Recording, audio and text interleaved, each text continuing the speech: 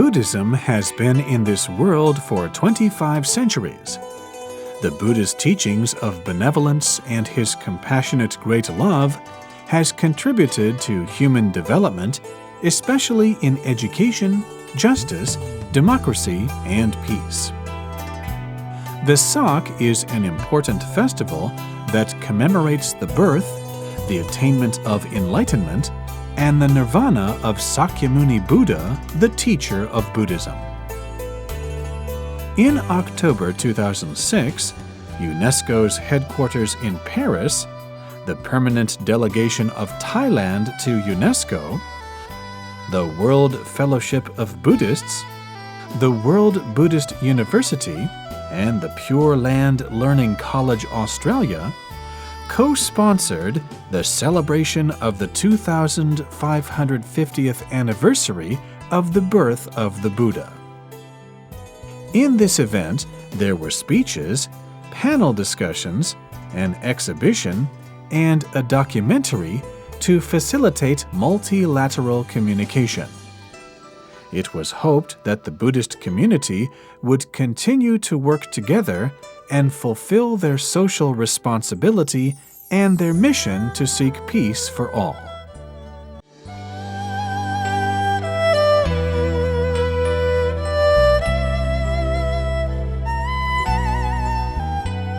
At the opening ceremony, eminent monastics, representatives from international organizations, government leaders, and guests arose to pay respect to the Buddha. Then the ceremony started. Afterwards, representatives from 9 religious groups in Singapore prayed with sincere love for world peace hand in hand.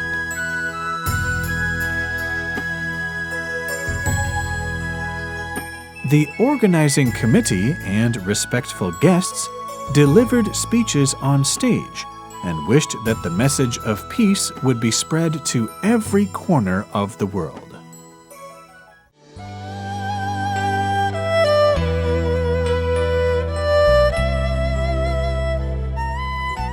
One of the outstanding forces of Buddhism, as both a religion and a philosophy, is its ability to act as a catalyst, enabling different societies to give expression to their latent qualities and creative energy. Buddhism's extraordinary capacity to integrate, transmit, and fertilize many cultures constitutes the living proof of the Buddha's message, unity in diversity.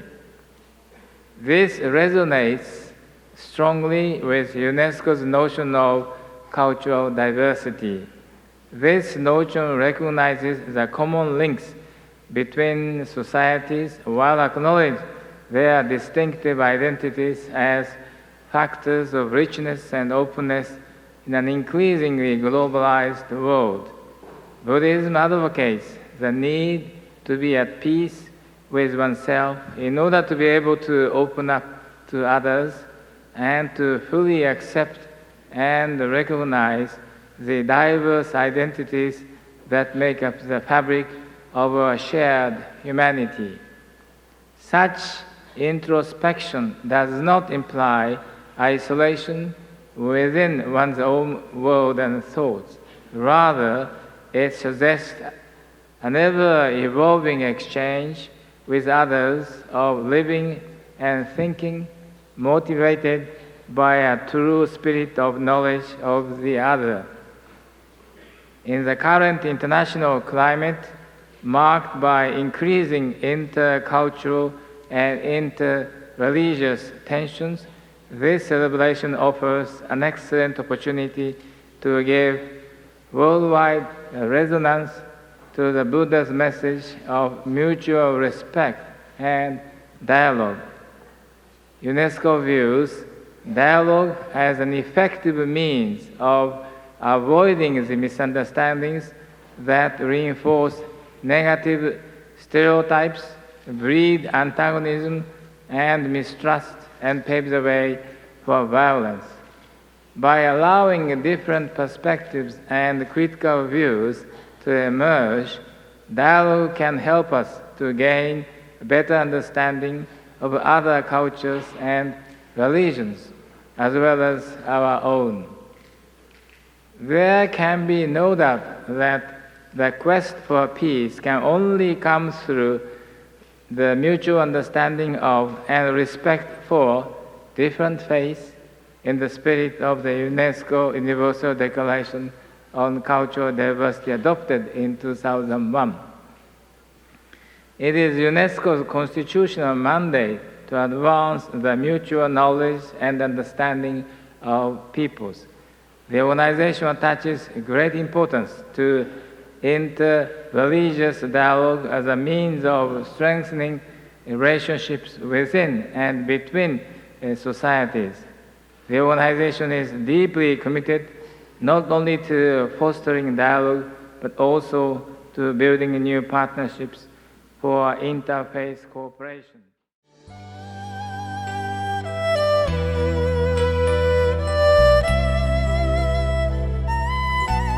I am also pleased to welcome the Buddhist leaders of the host organizations, namely His Excellency Pan Vanamati, President of the World Fellowship of Buddhists, Most Venerable Chingu, President of the Pure Land Learning College of Australia, and Professor Noranis Sethabut, Director of the World Buddhist University, for their joint cooperation to host these historical events, wishing to acknowledge the Buddhist contribution to world peace and sustainable development.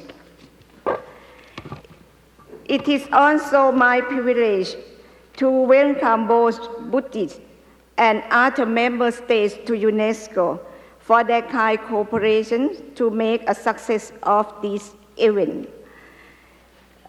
I also equally welcome the Buddhist dignitaries, monks and nuns, invited speakers, as well as delegates who are coming from around the world to celebrate these Buddhist Golden Jubilees at UNESCO and to pay tribute deeply grateful to the Lord Buddha.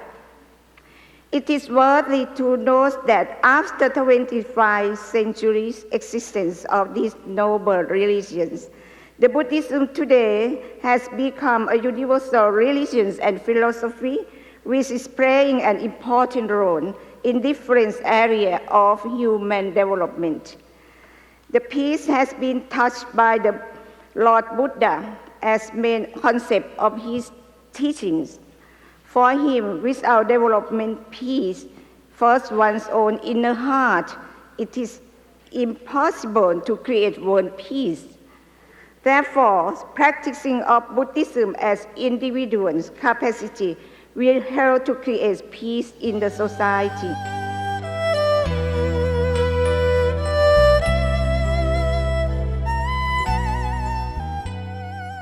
The Buddha's activity in the 6th century BCE corresponds to the time of the Socrates in Greece and Confucius in China, and it was a period of enlightenment which heralded the beginning of the humanism.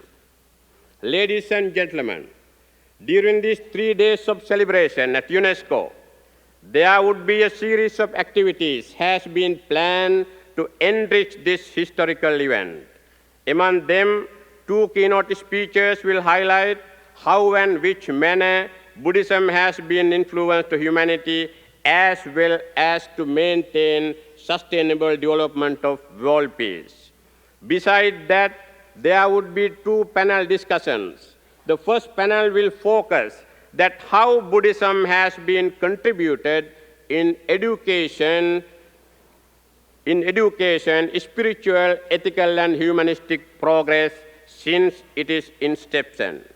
And the second will be an intercultural dialogue, which will aim how dialogue and openness will eliminate mistrust, misunderstanding, and intolerance among different traditions and to find out the role of religion for peace building. Therefore, I strongly believe that the philosophy of the Buddha may contribute a lot UNESCO sectors of culture and education in its program of dialogue among civilization, philosophy, peace and human rights education, which seem to be missing in the activities. Mr. President, the world nation today face many problems, among them insecurity, become a deadly, a universal curse, both among the rich and the poor. The highly developed science and technology has failed to find out the secret of human happiness. Therefore, I believe that during these 3 days of discussions, we may find out a roadmap in the light of the Buddha's teaching to create a better world where all human beings would enjoy peace and serenity.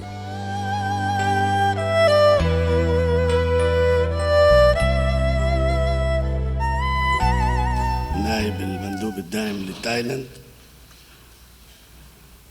الزملاء منظمي هذا الاحتفال الكبير، العلماء، رجال الدين، الأساتذة، سيداتي سادتي، إننا اليوم وفي هذا اللقاء التاريخي الكبير الذي نتذكر فيه رجل عظيم وهب حياته من أجل الإنسانية، ذكرى 2550 سنة على ميلاد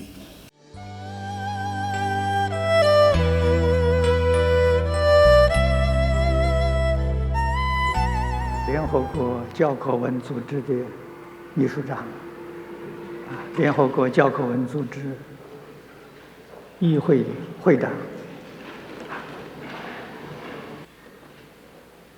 泰国驻法国的大使，尊敬的9大宗教的代表们，来自世界各地的专家学者，诸位女士们、先生们，这一次非常荣幸，澳洲浸宗学院应联合国教科文组织的邀请，与法国大使共同举办热烈庆祝2550年的卫赛节的活动。来自全球许许多多的国家代表贵宾们齐聚一堂，探讨佛教对人类的贡献，今空在此的致最诚挚的欢迎。净空从55年的学习当中，深深地体会到，佛教是佛陀对一切众生至善圆满的教育。释迦牟尼佛是古代的多元文化的社会教育家，同时也是多元文化的社会教育义务工作者。2500多年来，无数的高僧大德、善男信女，接受如此圆满智慧教育为主修的课程，潜移默化，自行化他，为幸福美满、社会安定、世界和平做出伟大的贡献。佛法圆融的慈悲智慧，提升了人们心灵的层次，高度的善巧方便，丰富了人们文化艺术，特别在东方的历史产生了深远广大的影响。它与中国5000年文化水乳交融，和传统伦理、道德、因果、智慧、科学教育相得益彰。而在今天这样天灾人祸频繁的时代当中，真正力行实践学佛者，必定是从自己内心化解对一切人事物的对立疑虑做起，进而呢化解社会诸多的冲突矛盾，实践爱心变世界，善意满人间的世界一家、幸福人生、和谐社会。实际上，不仅佛法，世界上所有宗教神圣的伦理道德教育，都能引导我们走向和谐光明。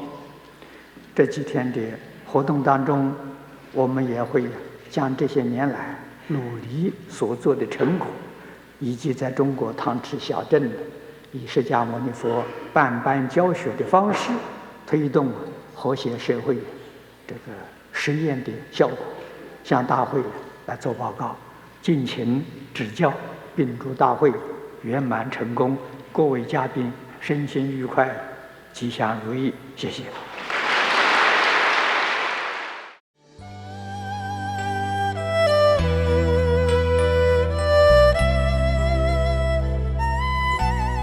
I would like to thank you for inviting me to this opening session of celebration of 2550th anniversary of Buddha Sakyamuni Gautama. It is not only an honor for me, but also a great pleasure to have this opportunity to be together with you, to listening to you. I should like to extend to you the warmest greetings on behalf of the Executive Board of UNESCO. And I also like to express my sincere thanks, great appreciation to all of you, the leaders of the religions of the world, for your contribution for the interreligion and the intercultural dialogue, for your contribution to build the peace through this kind of cultural and religious exchange. This is so important and so urgently needed. So, based on that, I must thank you and give you a salute.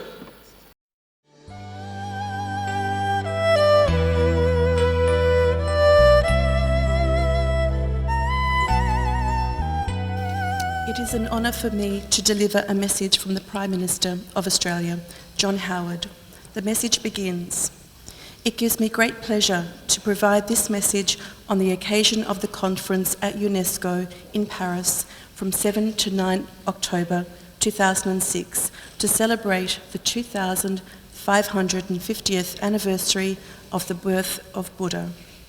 This conference provides an excellent opportunity for Buddhists and scholars of Buddhism to join together to consider the profound influence that Buddhism has had globally, both historically and in more recent times. I am particularly pleased to learn that Australian Buddhists have contributed to the development and presentation of the conference under the leadership of the Venerable Master Ching Kung AM, Vice-Chancellor of Pure Land Learning College in Toowoomba, Queensland.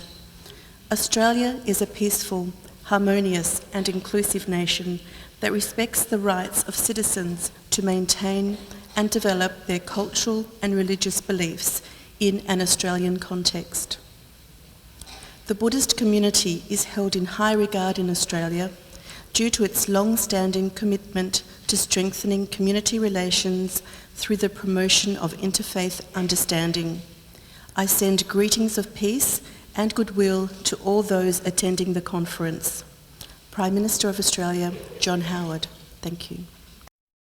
The permanent delegations of Cambodia, the People's Republic of China, India, Japan, the Republic of Korea, the Lao People's Democratic Republic, the Union of Myanmar, Nepal, Sri Lanka, the Kingdom of Thailand, and Vietnam to UNESCO, also made speeches at this historic religious assembly of UNESCO.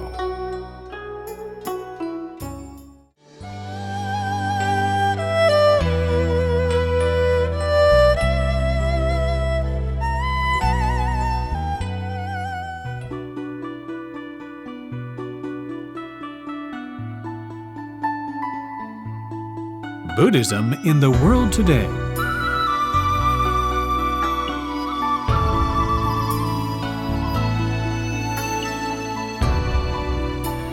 In the royal park of Lumbini in northern Nepal to the north of India, the Buddha was born in the 6th century BCE.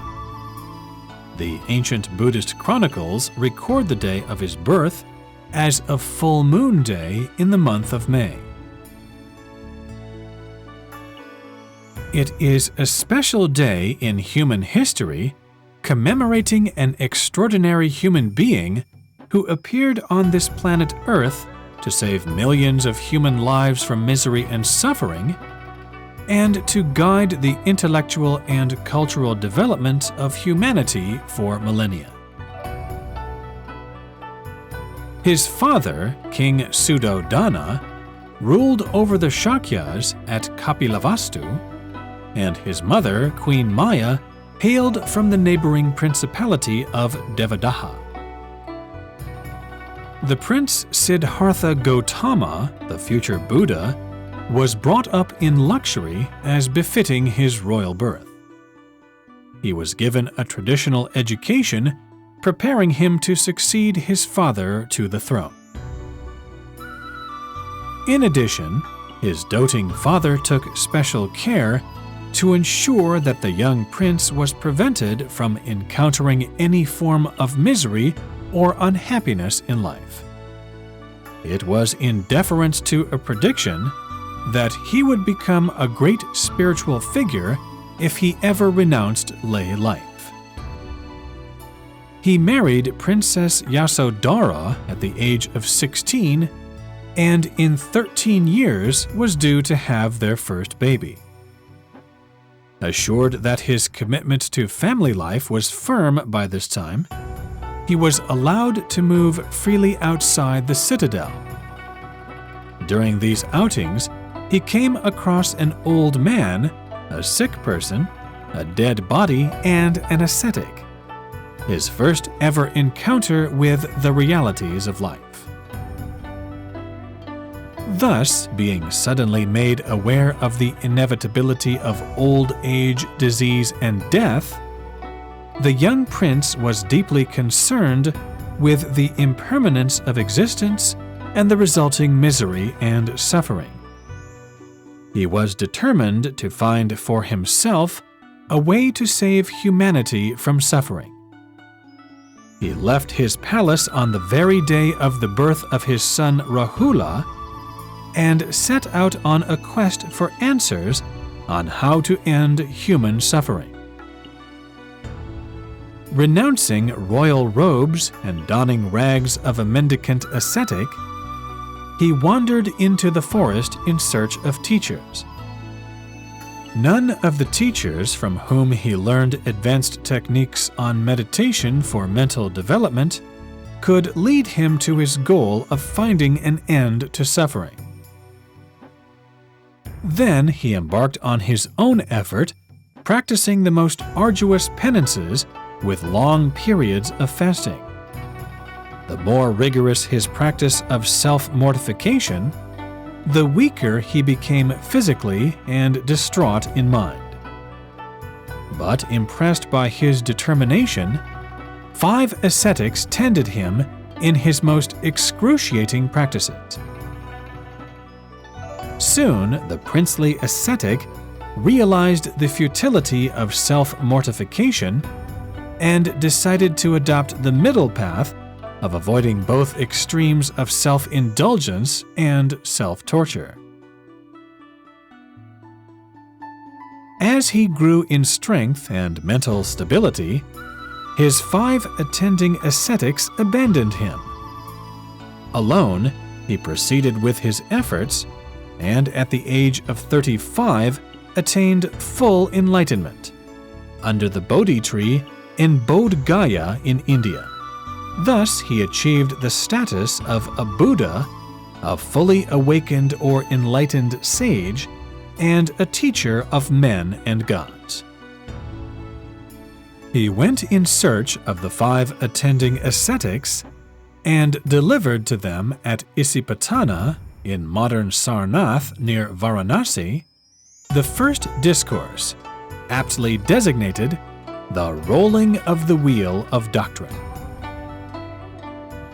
In his teachings, he analyzed the reality of human existence as comprising impermanence and perpetual change, causing unsatisfactoriness and misery, and thereby underscoring the futility of the notion of self. He presented the four noble truths of suffering to be realized, the cause of suffering, which is craving that had to be eradicated, the end of suffering in Nibbana to be attained, and the Noble Eightfold Path to be practiced.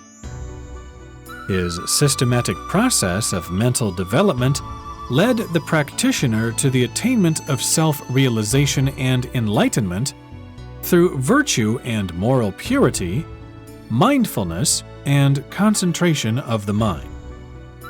This was taught to those who opted to follow his path of deliverance. To the laity, he taught a path of moral purity leading to a better life here and hereafter. The Buddha had as much to say on life here and now as on spiritual progress to salvation. Standing before humans as a human with no claim to divine or supernatural power or connection, the Buddha taught a path which every man, woman, or child could follow, and presented an ideal of perfection which was within everyone's reach to be attained with nothing but one's own effort and determination.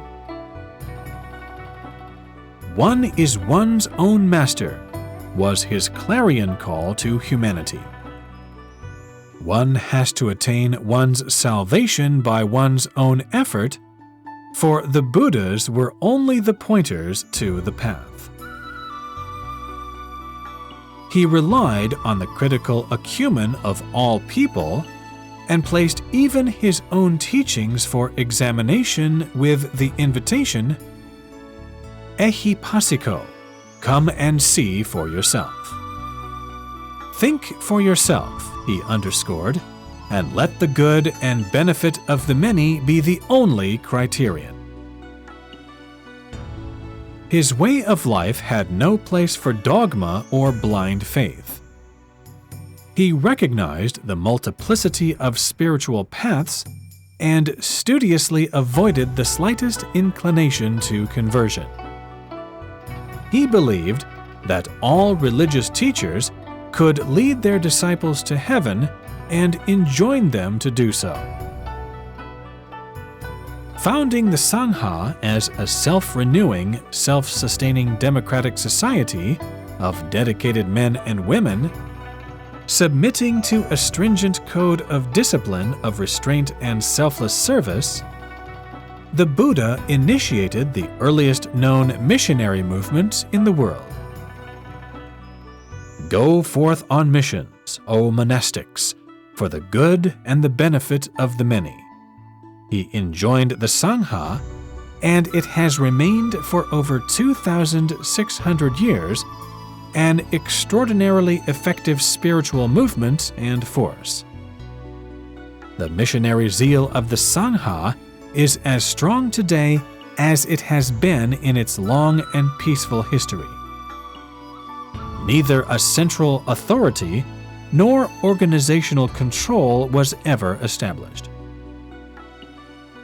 The Buddha agitated against the prevailing caste system of India, where people were occupationally and socially compelled by birth to rigid restrictions and hardships. To emphasize the equality of all humans, he set the example of admitting to the Sangha candidates from all castes and classes and established seniority of membership as the only standard of precedence. Similarly, he recognized the intellectual and spiritual potential of women and enabled them to be active members of the Sangha. In his numerous discourses on life issues, he upheld for every person the right to education, the right to work, the right to freedom, and the right to choose a religion. with precept and example as his principal tools of agitation and public education, he led an effective movement against all forms of social barriers and discrimination, intolerance and prejudice, exploitation and oppression. Declaring that all sentient creatures feared violence as life was precious to every being, the Buddha advocated non-violence. He urged for peace and reconciliation, understanding and accommodation, moderation and forgiveness. To his relatives who were about to start a war over a water dispute, he asked, "What is more valuable, a drop of blood or water?" The 5 disciplines of avoiding killing, stealing, sexual misconduct, falsehood, and abuse of liquor and drugs were advocated for all as a minimum moral code to ensure order and well-being. The Buddhist ideal of life was couched in the 4 sublime or imponderable states of loving kindness, compassion, sympathetic joy, and equanimity. The goal of spiritual training was the realization of wisdom through mental development based on moral purity. The Buddha's mission lasted 45 years until he passed away at the age of 80 years at Kusinara. By this time, he had set the foundation for his teachings to be compiled, codified, and systematically studied. The Sangha had become a full-fledged educational organization with an enormous capacity to preserve and spread the Buddhist teachings through instruction, as well as substantial literary efforts of explanation and interpretation. A religious infrastructure in the form of well-established monasteries and shrines had also come into being. Thus, 2,550 years ago, the mission of the Buddha was fully consolidated to become the world religion it has now become. What for nearly 300 years remained a regional religion was spread over the then-known Eurasian world by the Mauryan Emperor Asoka. 9 missions sent under his patronage took Buddhism to Sri Lanka, Myanmar, and Thailand, as well as to other parts of the Indian subcontinent and the Greek dominions to the west. 3 centuries later, Kushan King Kanishka I facilitated the spread of Buddhism via the Silk routes to Central Asia, from where it went in due course to China, Korea, Japan, and Vietnam. Buddhism has consolidated itself into 3 major traditions as Theravada or Southern Buddhism in South and Southeast Asia, Mahayana or Northern Buddhism in East Asia, and Vajrayana or Tantrayana Buddhism in Tibet, Mongolia, and Russia.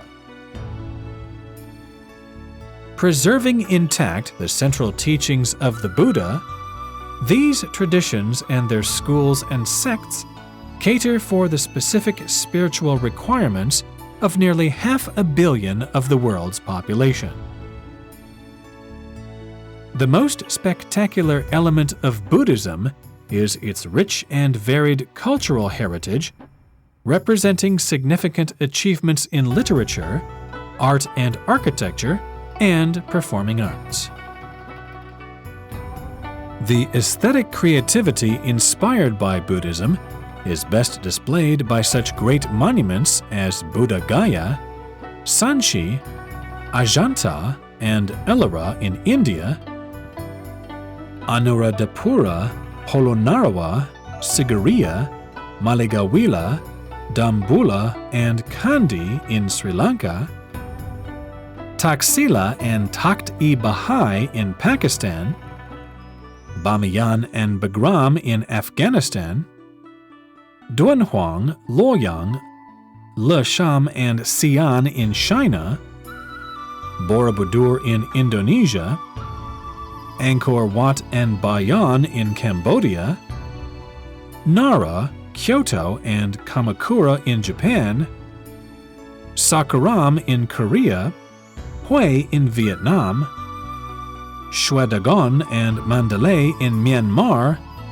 and Ayutthaya and Chiang Mai in Thailand. Equally impressive are the numerous objects of art, especially statues of the Buddha and Bodhisattvas, illustrated manuscripts of Buddhist scriptures, sculptures depicting the life of the Buddha and history of Buddhism, and diverse decorative motifs, which are treasured in many museums on all continents. Buddhism remains the vibrant spiritual force of Asia, where most of the countries have a majority of Buddhists. With the European expansion into Asia, Buddhism was discovered by missionaries and scholars who, over the last 200 years, have contributed to the evolution of Buddhist studies as a major intellectual discipline. From the nursery of the academia, Buddhism has progressively moved to Western society, where an increasing population of admirers and friends of Buddhism pursue both study and practice. Buddhist meditation and chanting have become popular pursuits in their circles. The rapidly increasing Buddhist communities in Europe, Northern and Southern America, and Australia, resulting from the recent diaspora from traditionally Buddhist countries, have added diversity and spiritual enrichment to Western societies. The sheer number of annual publications of books and periodicals on Buddhism in Western languages is an indication of the growing interest in the teachings of the Buddha and their application to problems and challenges of the modern world. Increasingly recognized is the contribution which Buddhism is capable of making to combat violence and insecurity, intolerance and prejudice, and war and criminality in a concerted universal effort to restore peace, harmony, and human dignity. The Buddhists are conscious of their responsibility to mobilize themselves to enable Buddhism to serve humanity. They have established international organizations to serve this purpose. Among them, the World Fellowship of Buddhists in Bangkok, which enjoys operational relations with UNESCO, the World Buddhist University, and Pure Land Learning College in Australia are noteworthy. In all, many hundreds of organizations work regionally and nationally to promote human development through the teachings of the Buddha, which in summary are Sabba Papassa Akaranam, Kusalasa Upasampada, Sasita Pariyodapanam, Etam Buddha Nusasanam.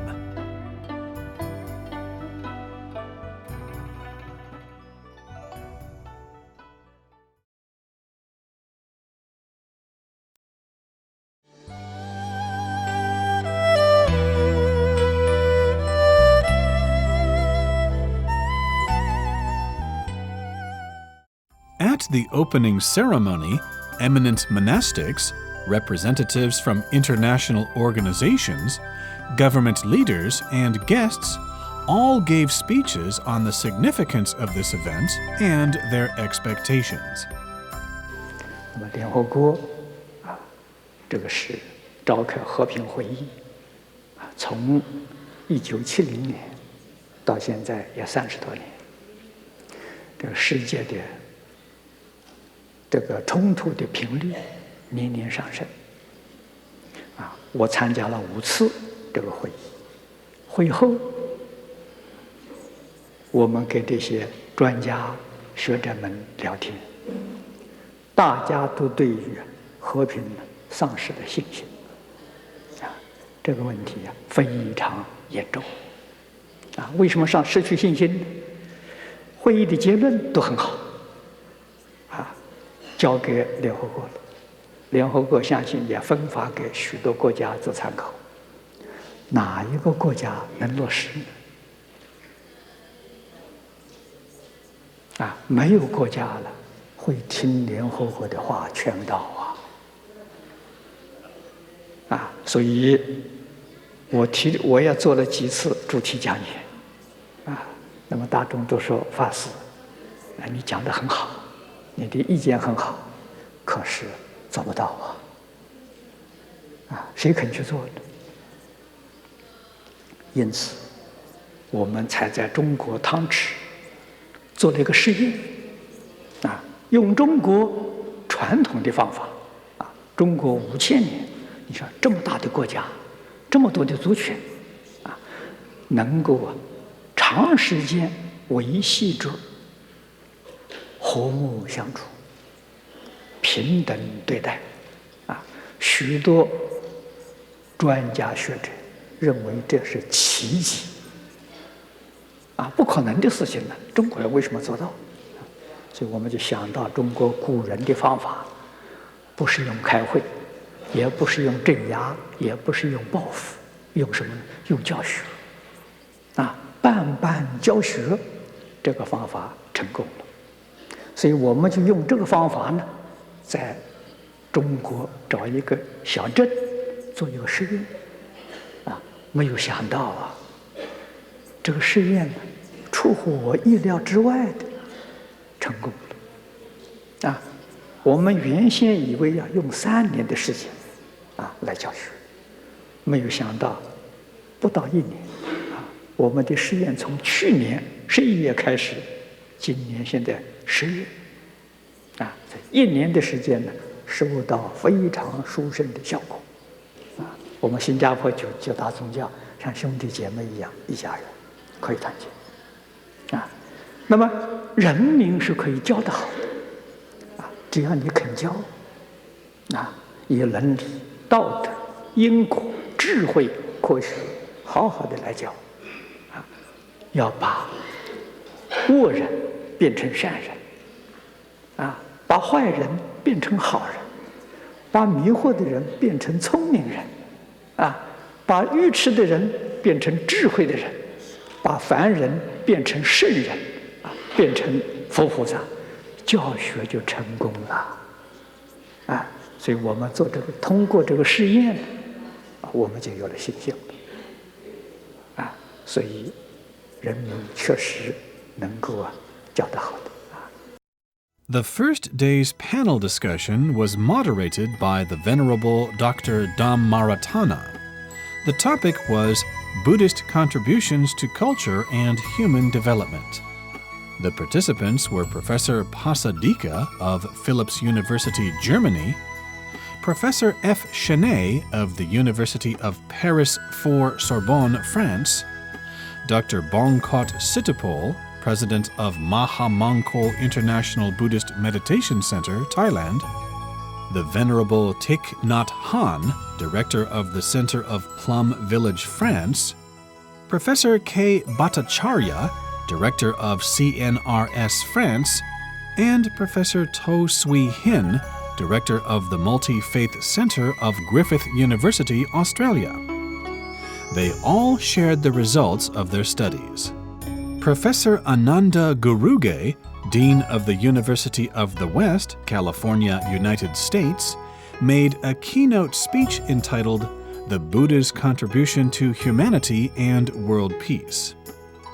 He said that Sakyamuni Buddha practiced asceticism to counter greed.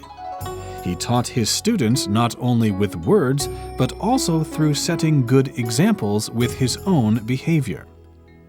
For more than 2,000 years, the Buddha's students have also used this method to continue and propagate the Buddha's teaching. which has influenced the cultures and traditions all over Asia. Rely on the precepts for guidance. Discipline oneself with a hard life. Cultivation of oneself is the foundation. Teaching is the first priority. Sakyamuni Buddha set the best example for all of us. The panel discussion entitled The Role of Religion in World Peace was moderated by Professor Guruge and participated in by the Venerable Wu Xin, Vice President of the Pure Land Learning College, Australia, Monsignor Francisco Folo, Permanent Observer of the Holy See to UNESCO, Italy, Rabbi Uri Themal, Chairman of the Council of Progressive Rabbis for Australia and New Zealand, Mr. Sid Ahmed Bagli, Honorable Member of the ICOM, France, and Dr. Yuduz, President of the Forever Joy Young Le Learning Institute, Malaysia. They discussed religion's historical influence on world peace and the important role of religion in world peace. Based on the experience gathered from the residents of Tangchi, China, in learning the standards for being a good student and child, Mr. Cai Li Xu, Director of the Lujiang Center of Cultural Education, Mr. Xu Yongdong, Mr. Li Yiduo, and Dr. Zhong Mao Sun elaborated on the true meaning of a harmonious world starting from my mind, my home, my village, and my town.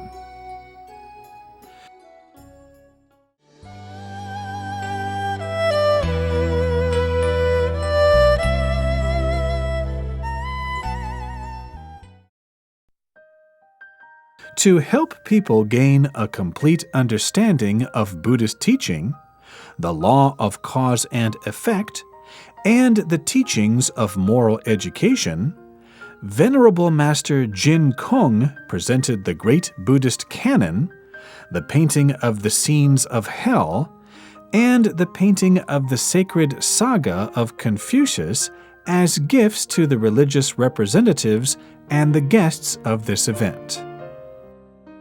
Thank you all for attending this conference. We now present to you a simple but formal gift presentation ceremony. Before it begins, let us spend a moment to understand what these gifts could mean in the long term. Around 600 BC, a baby boy was born. He grew up to be a teacher who enlightened the minds of people in this world. We call him a Buddha. He pointed out to us a way to be free from suffering and to reach for happiness.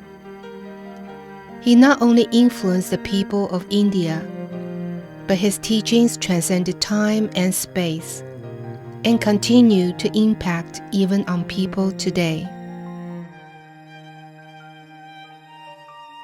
Shakyamuni Buddha deeply felt the afflictions and the pain suffered in this world. In order to find a way out, he led an ascetic life and tried to learn the way. Under a Bodhi tree, he attained enlightenment. He realized that only education could help sentient beings to become awakened. During his lifetime, Shakyamuni Buddha worked as a multicultural social worker for 49 years. After he entered Nirvana, his disciples put his teachings into written words to ensure they would be passed on to the later generations and be the basis of their learning and practice. Later people systematically compiled all the Buddhist scriptures into a book called the Great Buddhist Canon. The Qing Dynasty's Qianlong edition is the only edition compiled and printed by a royal household. Known historically as Longzang, the engraved edition stands 40 stories high when folded and is a very unusual spectacle. The Longzang contains 1,675 Buddhist scriptures. Their topics include philosophy, history, cultural study, language, literature, poetry, astrology, medicine, architecture, and many other topics. It could well be called the World Encyclopedia of Civilization. The Pure Land Learning College, using the modern printing technology, reproduced 121 sets of Longzang for wide circulation, ensuring that even after 2,550 years, people can still have access to Buddhist teachings. Under the current increasingly complicated world situation, the important multicultural educational Buddhist canon, the Longzang, can become the basis of solving the problems of humankind by promoting the security and the harmony of our world. Confucius was born in 551 BC, around the same time as Shakyamuni Buddha. He was the first person in Chinese history to advocate free public education for all. People call him the most accomplished and the most sacred teacher. The goal of Confucian teachings aimed for a state of utopia and a nation based on proper etiquette and fairness. He was once a county magistrate of Lu. After only 1 year on this job, he was able to improve the county's old established practice. In his later years, Confucius returned to his homeland and dedicated his life to teaching. He taught people to abide by the teachings of proper etiquette and music, to be fully developed in their capabilities for the benefit of the people. Throughout his life, Confucius was never bored with learning or teaching. After he passed away, his students mourned him for 3 years as if he was their father. The original painting of the sacred footprints of Confucius is 42.8 centimeters high and 2,850 centimeters long. It was painted by the well-known artist Mr. Jiang Yizi. The picture consists of a series of 32 separate paintings, describing some of the most important subjects of Confucian teachings and deeds in Confucius' life. Attached behind the painting is a picture of the 10 wisdoms, demonstrating how Confucius' disciples put his teachings into practice. The next gift is the painting of the changing forms of hell. In recent years, there have been frequent devastating man-made and natural disasters and catastrophes. They're mostly because we have neglected the teachings of the sages, and because we no longer believe in the law of cause and effect. Most religions have stories about the images of hell. The function of hell is not to frighten people, but to offer a much deeper meaning and to educate people about the law of cause and effect. The changing images of hell caught on canvas are realistic and have a deep and long-term impact on people, stopping them from having any more evil thoughts or doing any more evil deeds. This far-reaching effect is what an education about the law of cause and effect has on people. We justly receive what we deserve, according to our karma. The innumerable changing forms of hell are merely the reflections of the ever-changing minds and deeds that are evil. Buddha repeatedly pointed out in the scriptures that it is very difficult to be born a human and to come into contact with Buddha's teachings. Therefore, we must abide by his teachings before we can be free from the cycle of rebirth. Our environment changes according to the changes in our minds. Therefore, we have heaven and hell. The moment we turn back from our evil ways, we find ourselves in the world of the ultimate bliss. The painting of the changing forms of hell is 70 centimeters high and 6,000 centimeters long. The Pure Land Learning College has reproduced many copies, giving them away to various museums, universities, and centers for circulation and exhibition, hoping when the sentient beings see the paintings, they will become enlightened. The three gifts, the changing forms of hell, the sacred footprints of Confucius and Longzang, all teach us to be dutiful children, to serve our teachers, to abstain from killing, and to cultivate the 10 virtuous conducts. They are the basic elements required to be human, and the foundation of becoming a Buddha. While we warmly celebrate Vesak, we hope all Buddhists, regardless of nationality and race, get along peacefully and in harmony, and treat each other equally. World harmony stems from our minds. Let us learn from Shakyamuni Buddha, and in his spirit give classes and teach with the purpose of resolving conflicts, helping to stabilize our society and keeping our world at peace. With your blessing and goodwill, we are certain that this conference will turn out to be a truly successful one. Thank you.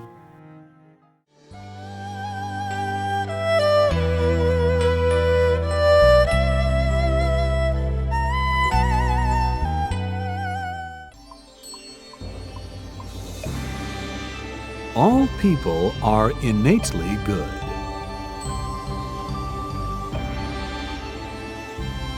Although all people have similar nature, they acquire different habits. If people are not taught, their nature will change for the worse. Return to purity and simplicity and rediscover oneself. A harmonious world starts from the mind.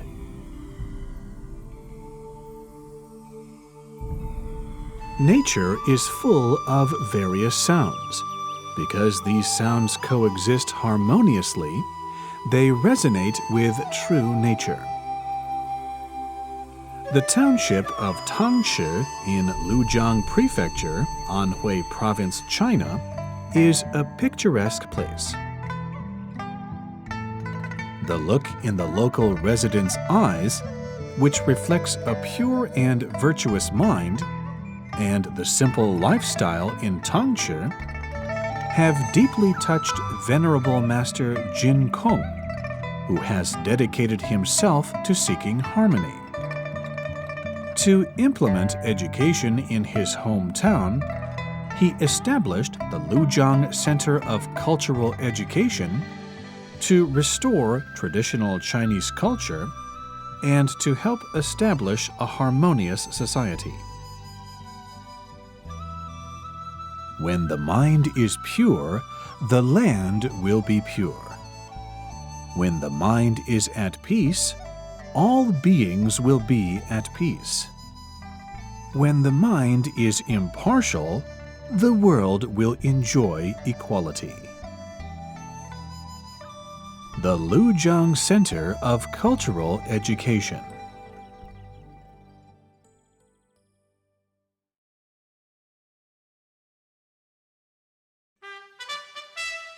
Every Monday, local residents come to the center to attend the flag-raising ceremony, listen to speeches, and receive the patriotic teaching.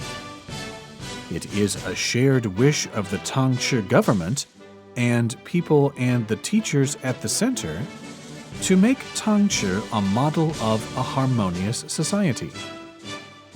The government leaders of Tangshi also attend the flag-raising ceremony.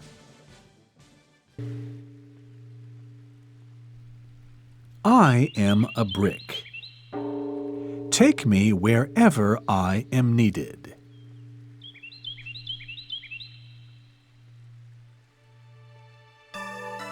Sharing common ideals, the teachers at the center made the sacrifice of leaving their homes to live and receive training at the center.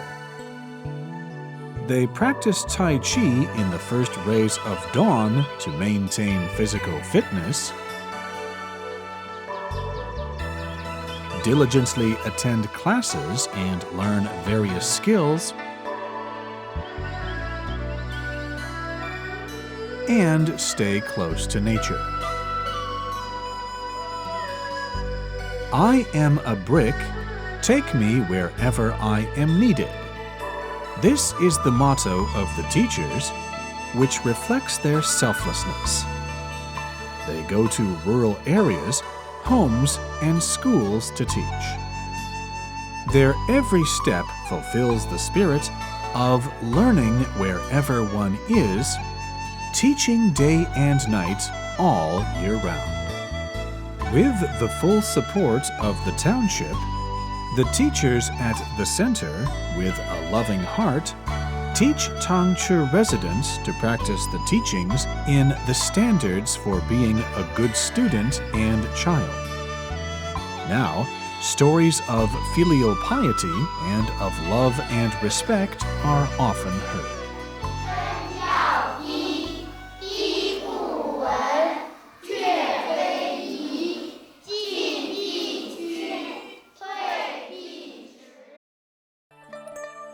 Continuing the family tradition of filial piety brings happiness to one's old age.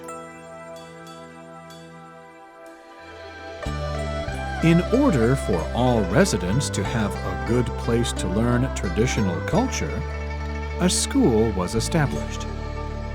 There are classes teaching various skills, as well as a club for seniors. These are open to all residents free of charge. Residents can learn knitting, play folk music, and sing and dance here. While they learn through enjoyable activities, they continue the family tradition of filial piety, bringing happiness to their old age.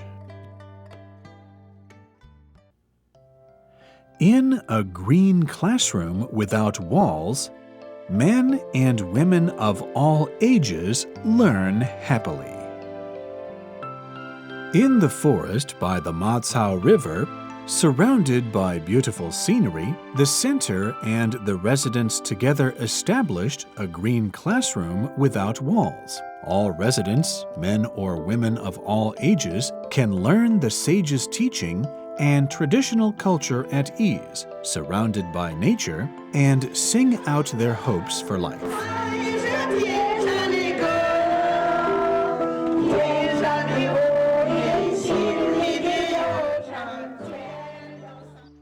The center guides the townspeople to be more benevolent and virtuous, and gives back to residents with practical deeds.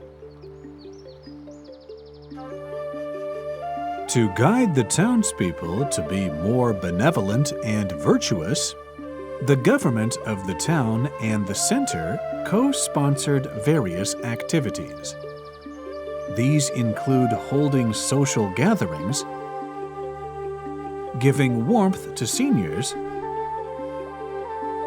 commending good mothers-in-law, good daughters-in-law, good fathers, good children, and model workers. These are to inspire respect for seniors and good people.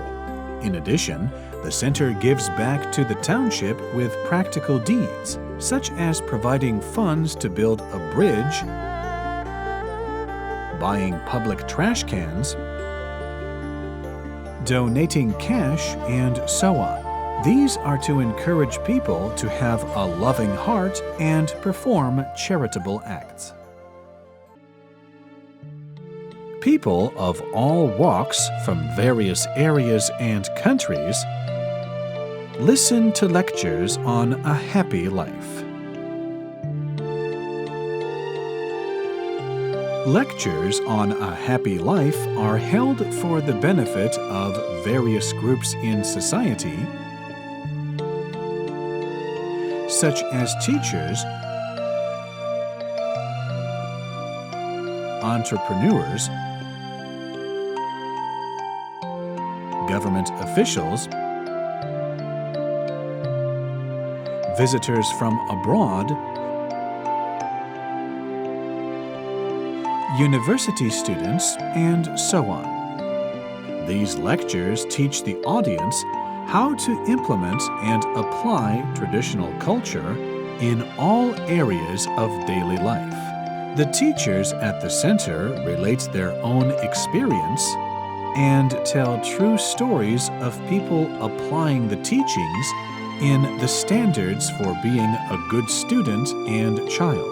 This is to help the audience unearth their innate goodness and return to the original truth, goodness, and beauty of human nature. The center's effort and influence has gained increasing recognition and hope to spread traditional Chinese culture to the world.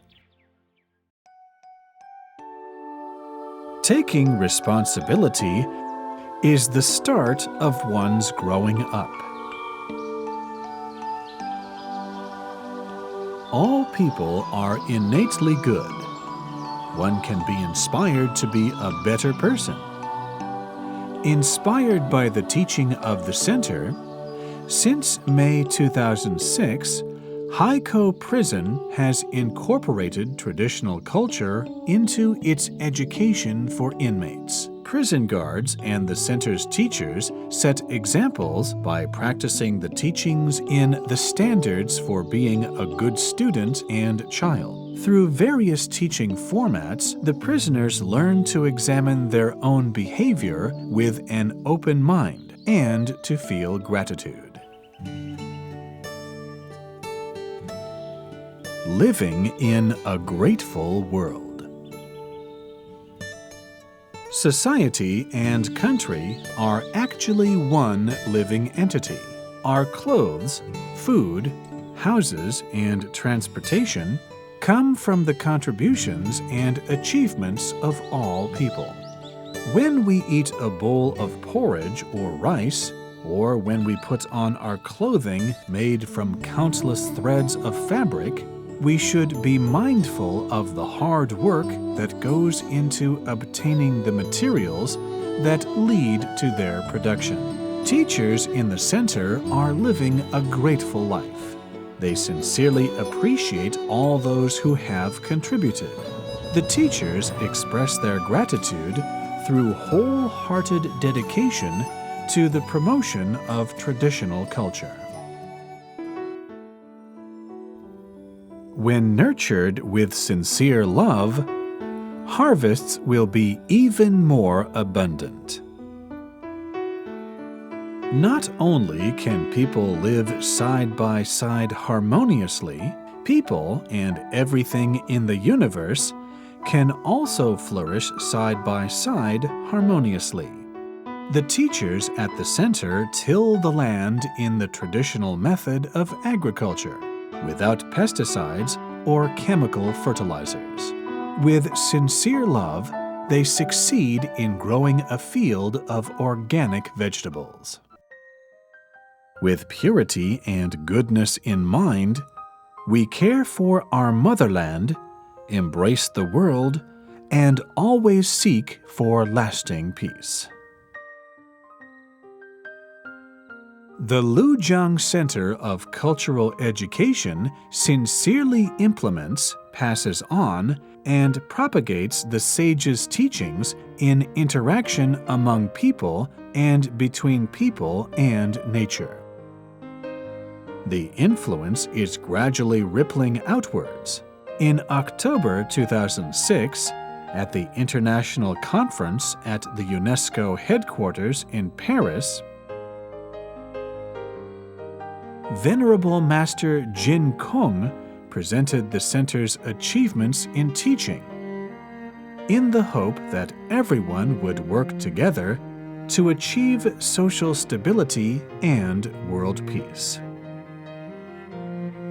Staying in Lujiang, listening to the harmonious sounds of nature, returning to purity and simplicity, and discovering the true self, seeking harmony from one's own mind. These are the greatest motivating powers to achieving family harmony, social harmony, and world harmony. We are grateful for your attention and understanding.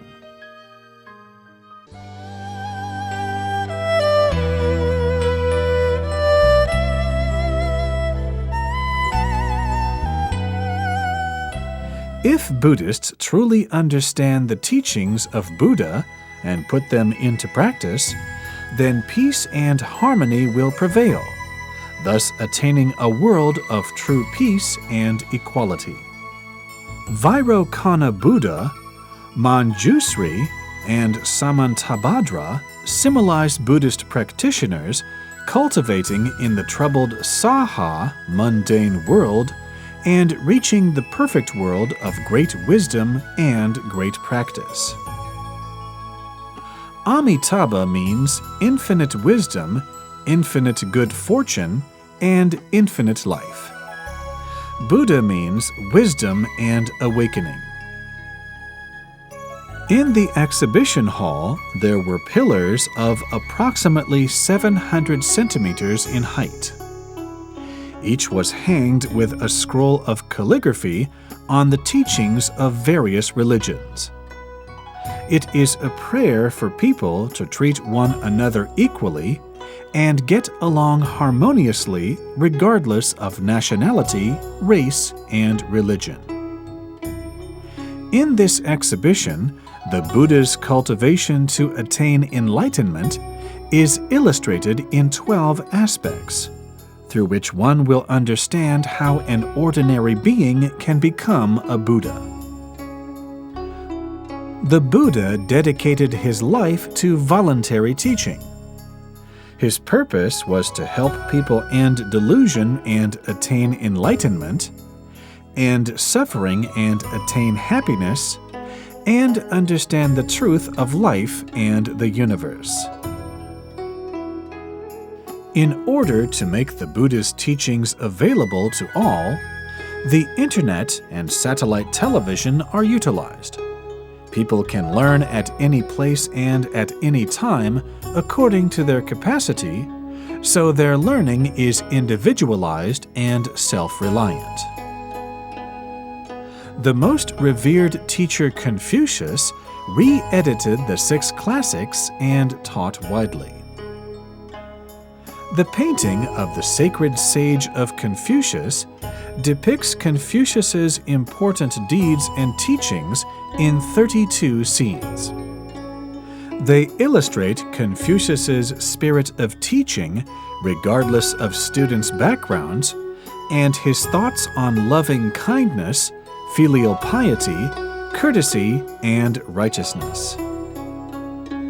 The painting of the scenes of hell is not intended to scare people.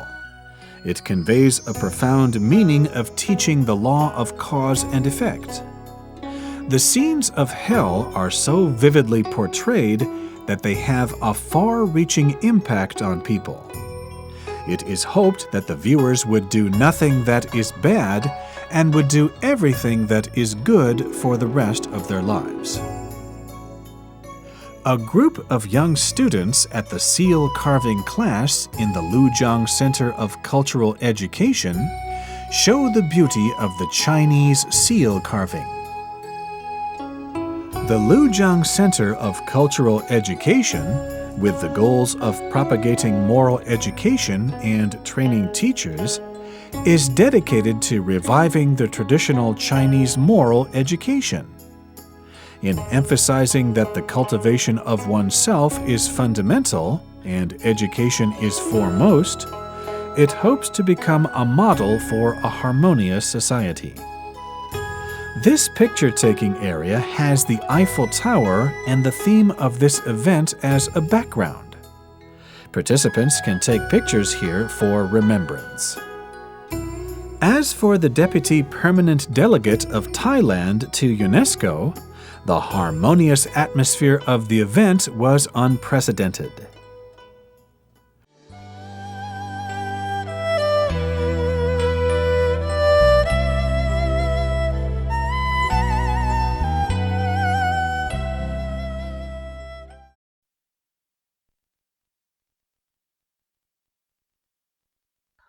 《华严经》云：一切众生皆有如来智慧德相，但以妄想执着而不能证得。圆觉经说：一切众生本来成佛，一切众生本来是佛。这些道理总令人觉得深奥难懂。佛、菩萨、阿罗汉乃至一切神圣，对我们而言总是如此高不可攀。其实佛经所说的都是宇宙人生的真相，是我们每一个人的本来面目。佛陀只是教人转恶为善，转迷为悟，转祸为福，转灾凶为吉祥，转烦恼为菩提，转生死为涅槃，回归自性，本来是佛。关键就在迷悟之间，自己是否真正的看破放下。现在让我们来看看下面的短片，为大家揭示宇宙生命的真实意。白色代表自性，黄色代表妄想，蓝色代表分别，红色代表执着。自性是不生不灭，不来不去，不长不断，不一不异，变法界虚空界，无时不在，无处不在。虽然空无所有，能生一切万法，是宇宙万物生命的根源，也是哲学所说的宇宙的本体。妄想、分别、执着是由一念无明而生起，是自性本来没有的。心经云：照见五蕴皆空，度一切苦厄。一切众生本来是佛，自性圆满具足一切智慧、福德、才艺、相好。自性又称为法性、本性或者心性，也就是《三字经》所说的人之初，性本善。但因一念不觉而生无明，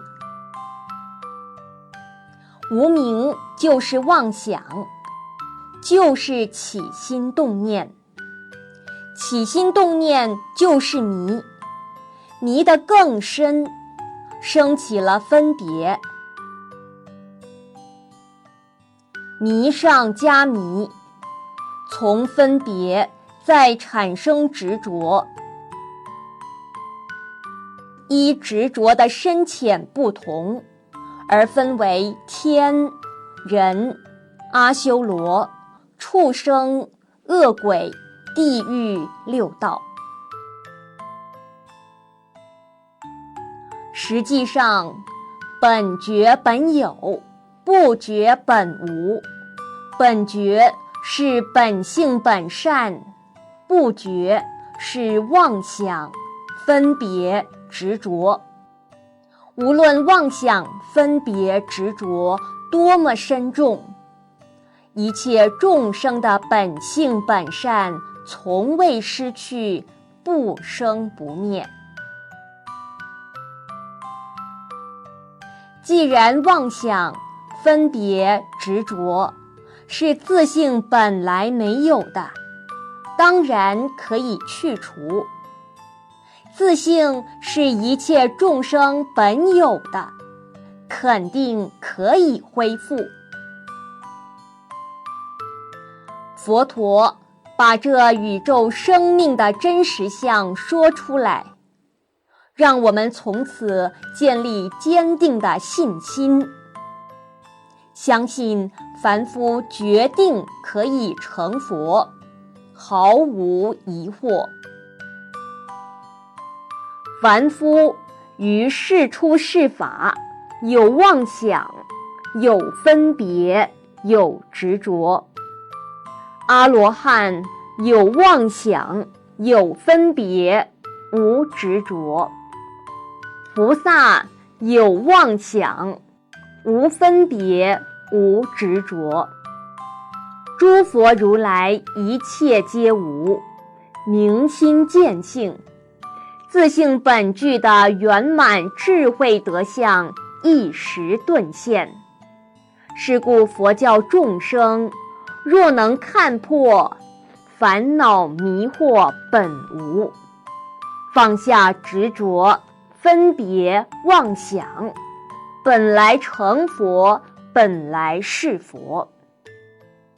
真正觉悟，一切境界是法相，现前的身体就是法身，所有的善恶、是非、美丑、好坏，都是自己的妄想、分别、执着，绝不妨碍自性，也跟一切境界毫无关系。好比我们戴上有色眼镜，看到一切境界都被扭曲了，只有摘下眼镜，才能看到事实真相。眼镜就好比我们的妄想、分别、执着。所以楞严经说，若能转悟，则同如来。就看我们愿不愿意放下虚妄本无的妄想、分别、执着。古语云：放下屠刀，立地成佛。屠刀所说的就是妄想、分别、执着。一念彻底觉悟，真正放下，凡夫一念之间就成佛。如善财童子、六祖慧能大师都是真正的实例。佛在哪里？佛就是我们自己。永嘉大师云：梦里明明有六趣，觉后空空无大千。梦中凡夫面对善恶境界，真有苦乐感受。这是因为不觉迷惑而虚妄受苦，冤枉受的。佛菩萨也有善恶境界，但是他觉悟了，所以没有喜忧苦乐的感受，心地永远清净光明。佛知道一切众生本来是佛，自然平等恭敬一切众生，与诸佛毫无差别。众生不明白事实真相，所以见到佛都是凡夫，轻慢自大。这一念轻慢就是凡夫习气，就是妄想执着。把我们自性本具的圆满智慧、神通、道力盖覆住了。唯有至诚、恭敬、谦虚、和善、仁慈、博爱，才是一切众生自性本具的圆满善德。让我们从此时此刻，真正放下一切妄想、分别、执着，恢复自性本具善德美好，让和谐世界从我心做起。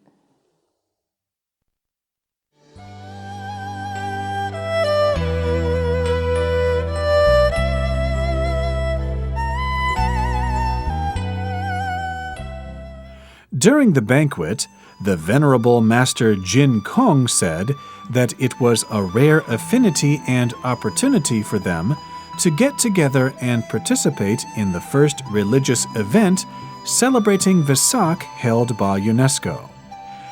He also said that if we could work hard towards the following 4 conditions, then the world would be at peace. The first condition is that countries treat one another equally and get along harmoniously.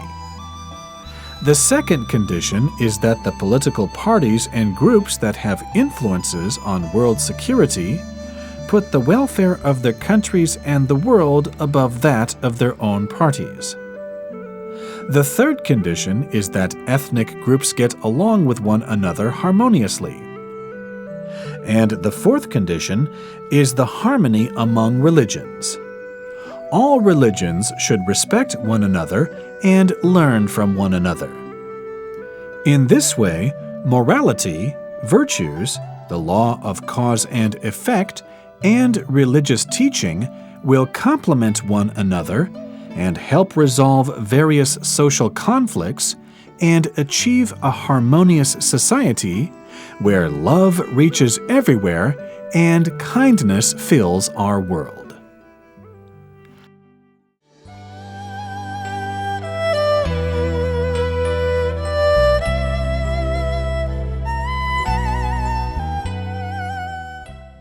At the closing, a special ceremony of passing the candles was held.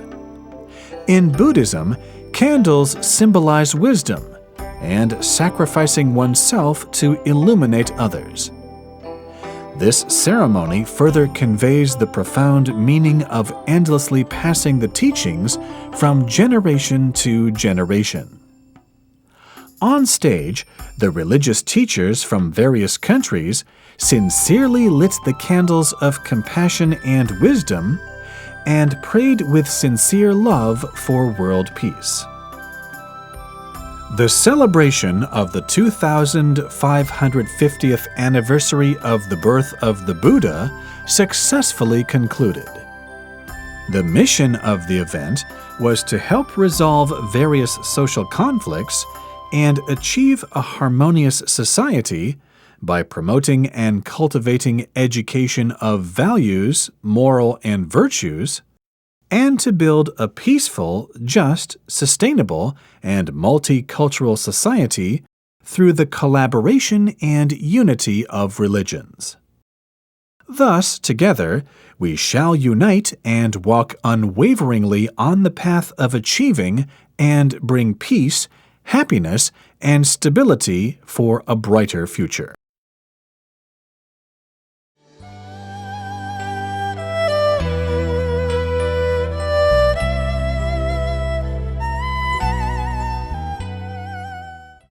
After the fruitful trip in France, Venerable Master Jin Gong and his retinue were invited to England, the homeland of the famous historian Professor Arnold Toynbee. In England, Master Jin Gong continued his propagation of the perfect multicultural education of utmost virtuousness taught by the Buddha. On the night the master and his retinue arrived in London, they attended a welcoming banquet hosted by local practitioners. At the beginning of the banquet, on behalf of the Buddhist organizations in England, the president of the University of London Union Buddhist Association, and the director and the president of the Buddhist Education Foundation UK, welcomed Master Jin Gong and his retinue to England.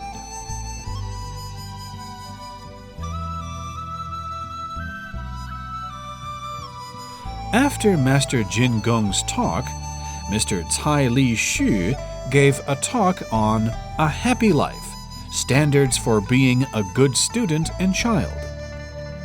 In his talk, Mr. Cai shared his Lujiang teaching experience. This was the second time Master Jin Gong visited the School of Oriental and African Studies at the University of London and gave a speech.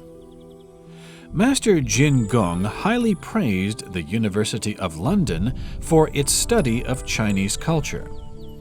He also talked about the significance of his participation in the historical religious event hosted by UNESCO in France and his thoughts on this. He emphasized that if one's achievement in the study of moral teachings is limited only to academic research, whether in this world or beyond, one will never understand the philosophy of to learn and to practice what is learned constantly is true pleasure, which is the greatest joy of life. 这一次教科文组织的总部通知我，希望我参加这次活动，而且邀请我做主办单位，我非常欢喜，我就答应了。有些人问我，法师，你办这么大的一个活动，你的目的在哪里？你的用意在哪里？我说我有目的，我也有用意。我说两桩事情，第一个。 我们新加坡现在是10个宗教，上了联合国的大会堂，互相在一起为世界和平祈祷，告诉大家世界宗教团结。第二个呢，他们是还不到1年，我们教学的成果，就是真正化解冲突，落实社会的。 安定和平也是中国领导人最近提出来的和谐社会、和谐世界，我们可以把它落实这不是空洞的口号。这个我在联合国告诉全世界的人，这个事情可以做得到所以我办这次的活动主要的目的在这里。 The Friends House is a famous hall of peace in Europe. Many great figures who have worked to achieve world peace, such as Gandhi, have given speeches here. This time, Master Jin Gong was also invited to give a speech here. On the first night, the Master of Ceremonies first invited Master to make a speech and then invited Mr. Cai Li Xu to talk on A Happy Life, Standards for Being a Good Student and Child. 所以中国讲正己化，这个化叫自然而然的感化，绝对不是去强迫别人，所以自己真正做好，自自然然影响家里，影响身旁。 The audience felt that they had benefited tremendously from Mr. Cai's speech of A Happy Life. The second day in England concluded with Mr. Cai's exhilarating speech. In the early morning of the third day, Master and his retinue visited Cambridge University and exchanged ideas with Professor David McMullen and the graduate students of the East Asia Institute. These Western scholars specialize in various areas of Chinese history and culture. They communicated in fluent Chinese and made Master and his retinue feel at home, and also invoked many thoughts. 这个从孟子的时代讲仁义，不能讲利欲，利欲是这个社会动乱的根源。这个仁义才是这个世界安定的基础。现在大家不讲仁义，都讲利害，这个问题严重。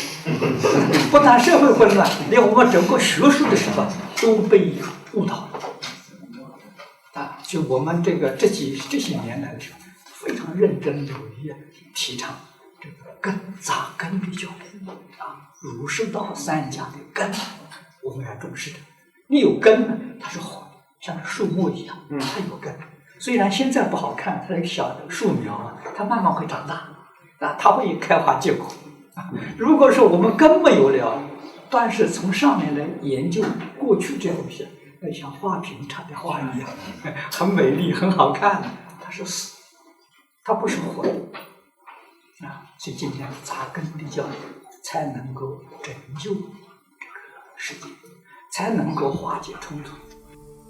After Master Jin Gong had spoken, invited by the Faculty of Oriental Studies and the Buddhist Society of Cambridge University, he gave a speech entitled Buddhism and the Pure Land School. He emphasized the difference between studies of Buddhism and Confucianism, and learning from the Buddha and Confucius. Only when we truly emulate the sages in daily life, at work, and in our interactions with others, and resolve all our internal struggles and conflicts, will we appreciate the true meaning of Dharma bliss. 那么一般世间人追求世间的名闻利养、荣华富贵，好像看起来生活很富裕，有权有势有财富，好像很快乐。那个乐中有真苦，苦中有乐，乐中有苦，希望大家要好好记住。After the visit to Cambridge University, Master Jin Gong made a speech entitled The Buddha's Teaching, From Inner Impartiality and Harmony to World Peace, at the Friend's house that evening. 烦恼这个习气本来没有既然迷惑烦恼习气本来没有，当然可以放下。那么既然是真诚、清净、平等、正觉、慈悲是本来有的，我们肯定可以恢复。The root of all conflicts is the conflict between the true nature and acquired habits. The Buddha said, "The external environment changes according to the mind. We must eradicate the three poisons of greed, anger, and ignorance from deep within us. Then we can resolve all conflicts and disasters and restore social stability and world peace."